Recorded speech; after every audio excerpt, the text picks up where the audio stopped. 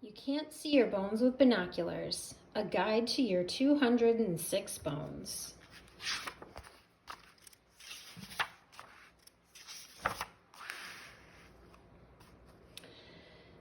You can't see your bones with binoculars, but a radiologist surely can see them on an x-ray. Babies have about 450 bones at birth, but by the time they are your age, they only have 206. Why? Because many bones, like those in the skull, grow together. Come on a guided tour of the bones in your body. Look at the x-rays, but also make sure to stop and run your hand along the bone or bones being described. The head bone is connected to the neck bones. Put your hands around your neck and around your head and push. Hard, isn't it? That's because your brain needs to be protected, and the bones in your skull do quite a good job. If your skull were soft like a ripe cantaloupe, your brain would get mushed, and then you would have a very bad day. Your skull, with 29 bones, has special holes for your eyes, your ears, your nose, and your mouth. If your skull were full of seeds like a watermelon, a vine could grow from your ears and nose. Put your fingers on the back of your neck.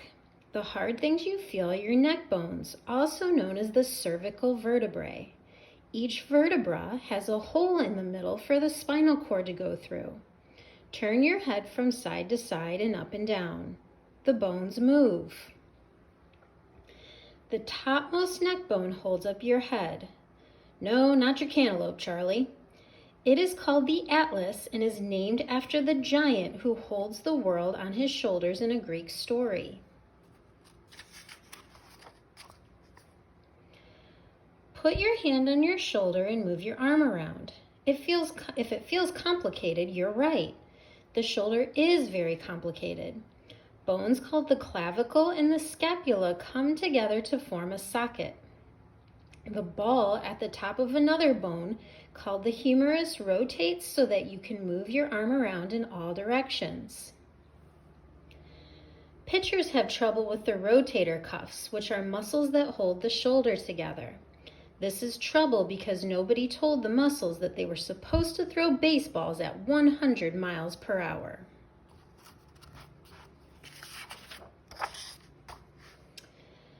It's hard to feel your own backbone, but it's quite easy to move your fingers down someone else's. The bumps you feel are vertebrae, not walnuts unless you have a really weird mind. It will be hard to feel all 24 of them, but it's worth a try. Just as the skull protects your brain, the main task of the backbone is to protect your spinal cord.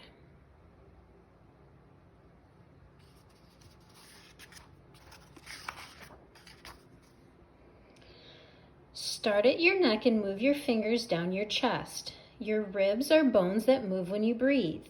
You have 12 pairs of them and they make a cage. Is there a canary inside? No, there are 2 lungs and a heart in the middle. You'll soon arrive at your belly, the big squishy place where your liver, spleen, intestines, stomach, and other terrific things hang out. None of these are bony. The first hard thing you hit below your belly is your hip bone or pelvis, which is made up of 6 bones. The rounded, hard point that pokes out on each side is the anterior superior iliac crest. If you use this word at the dinner table, everyone will be impressed, but do not try to say it with your mouth full of food.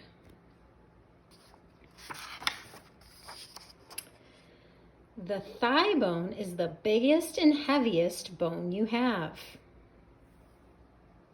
It's hard to feel your thigh bone or femur because it's covered by big muscles which you need for walking, jumping, and running away from alligators. Kneel on a hard floor. After a while, your kneecaps or patellas will probably start to hurt because there's only skin and not much padding on them. All these people use different kinds of knee pads to protect their knees. If you're going to sneak out of the house on your hands and knees, be sure to wear knee pads. Football players, gardeners, hockey goalies, and carpenters who lay flooring.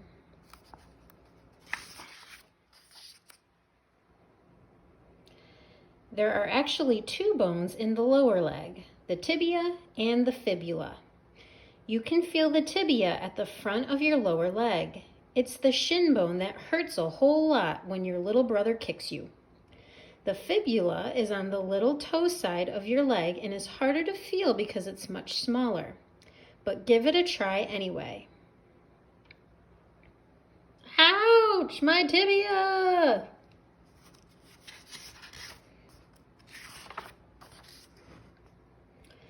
The protrusions, it never hurts to learn a new word, that people think are their ankles are really part of the leg bones. The ankle bones are hidden away where you can't really feel them. They do, however, have neat names like navicular and calcaneus and cuneiform. But if you tell your friends you know all this, they will think you are terribly nerdy and won't talk to you for a week.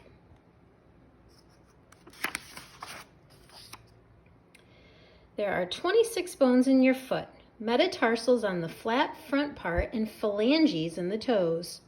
Because your foot is so bony, you can probably feel a lot of them. Wiggle those toes. Do you see your phalanges move? Run your hand over the top of your foot. Do you feel the 5 metatarsals, one from each toe?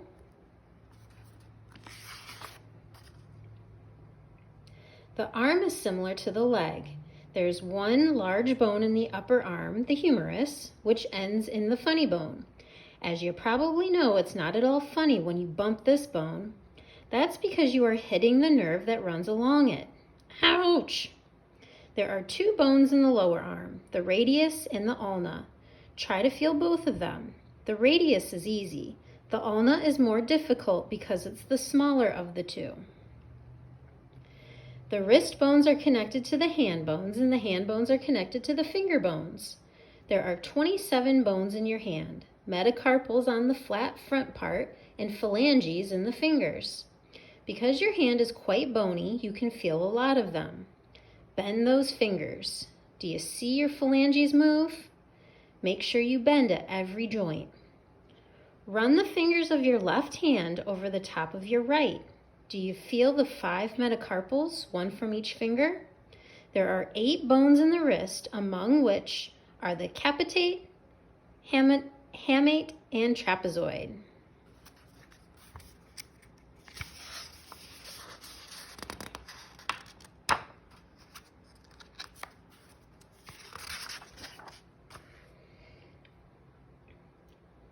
You can't see your bones with binoculars. No, you can't see your bones with binoculars, but if you are injured, a doctor can see your bones after x-rays are taken. A bad fall or accident can cause any of your bones to break. The area around the broken bone becomes swollen and painful. Your bones are made of living cells, just like every other part of your body, except your hair and nails. When you break a bone, a blood clot soon forms around the 2 broken ends of the bone. A process begins whereby the bone cells start making new bone. A body's repair cells will make new bone and knit together a broken bone without any help from a doctor. But unless the bone is set in exactly the same position, usually with a cast, and then kept that way for a while, the bone may not heal properly. A person may end up with one arm shorter than the other or a crooked leg. With the help of x-rays, the doctor can set the broken bone in exactly the right position. Later, another set of x-rays will show the doctor when the 2 ends of the broken bone are mended. Then the cast can be removed. And here we have some major bones in your body. The end.